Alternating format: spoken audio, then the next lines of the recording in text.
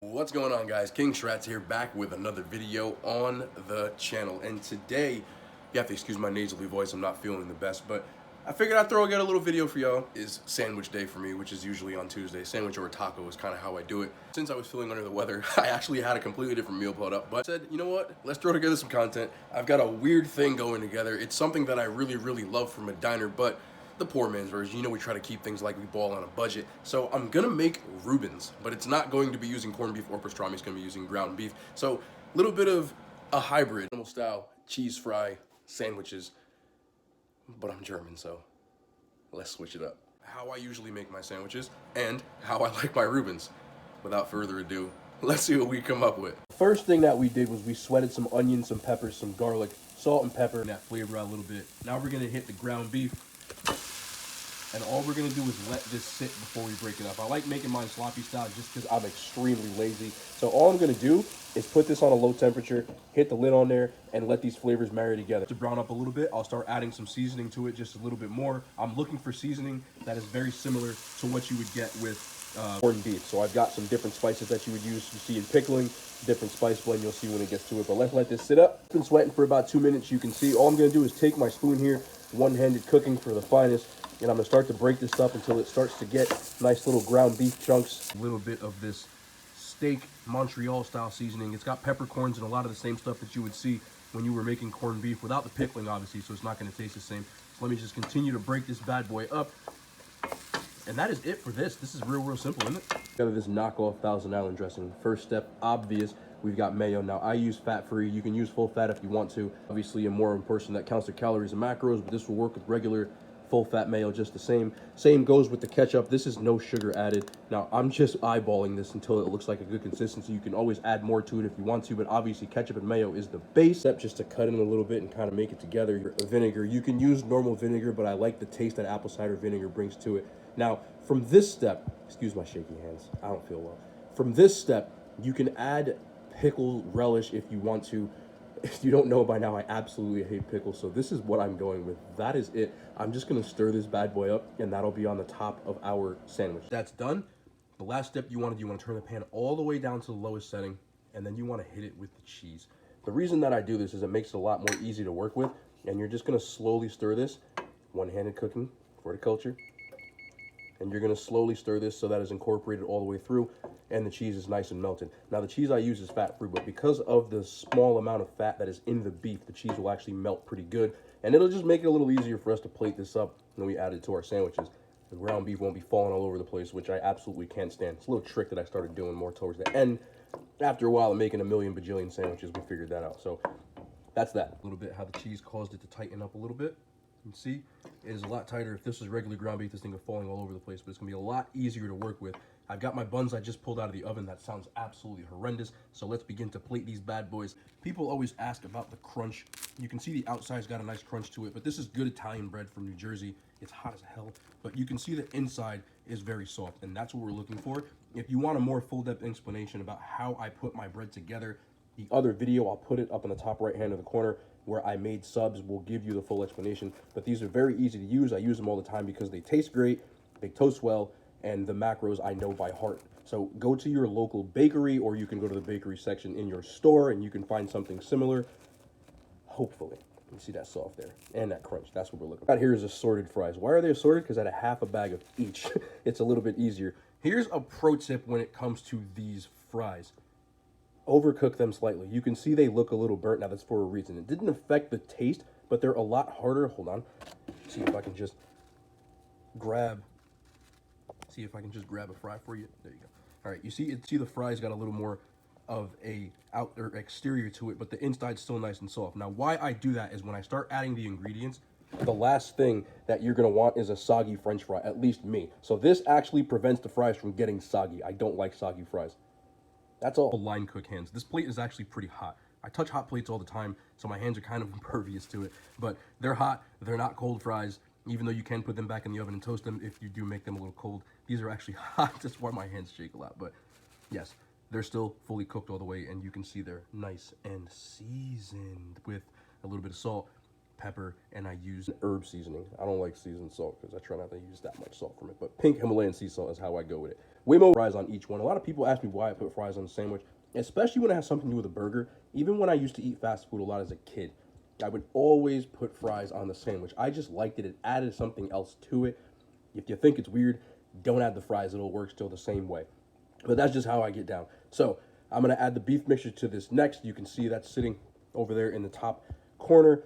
Add it to each one individually and then move to the next step. So I need both my hands for this. Now here is where I'm going to lose a lot of you. If you want, just add the animal sauce, add the cheese, and you are done.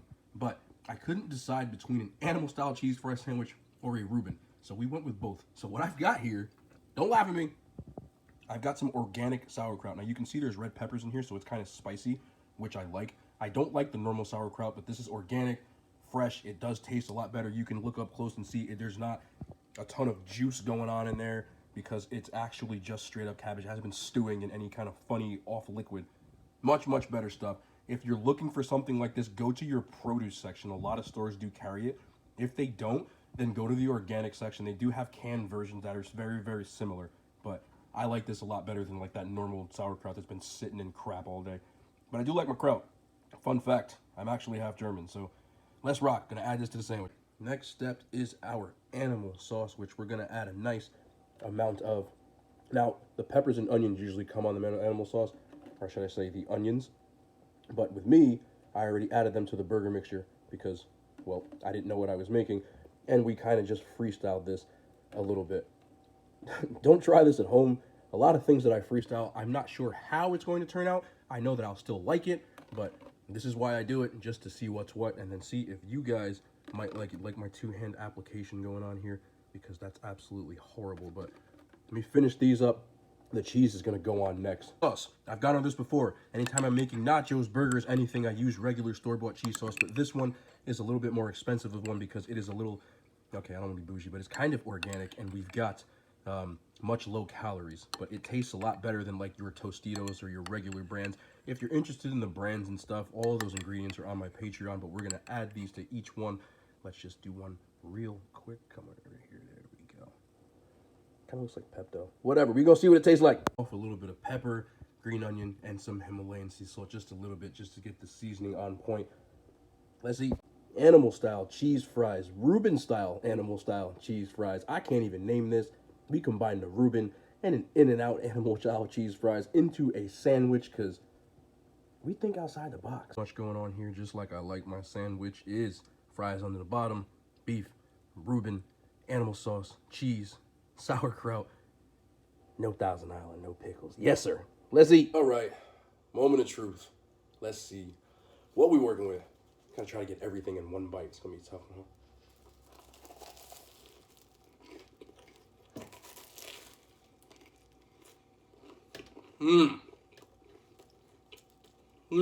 While I'm probably going to be wearing half of this sandwich, it's got so much going on in here.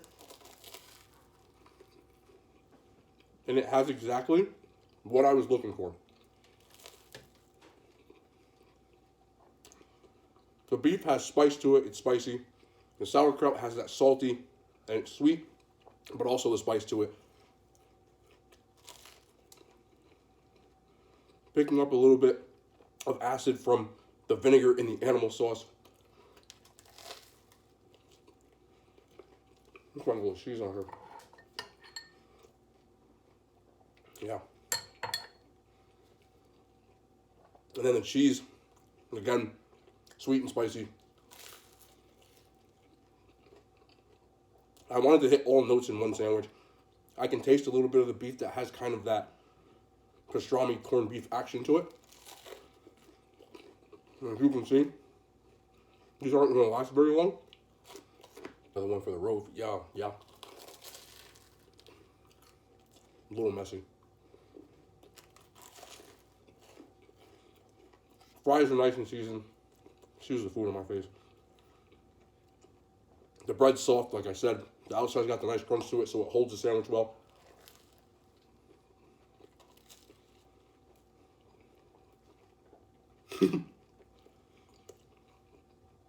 This thing is like a party. A little more cheese. Just for y'all.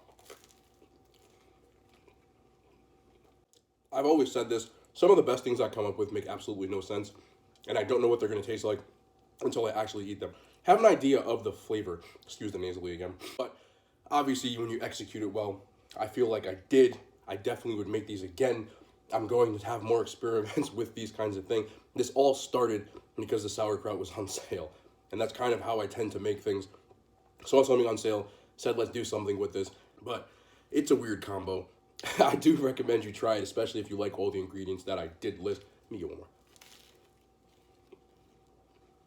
because I really do enjoy these, as you can tell. But that is going to be the end of the video. The animal style Reuben in and out.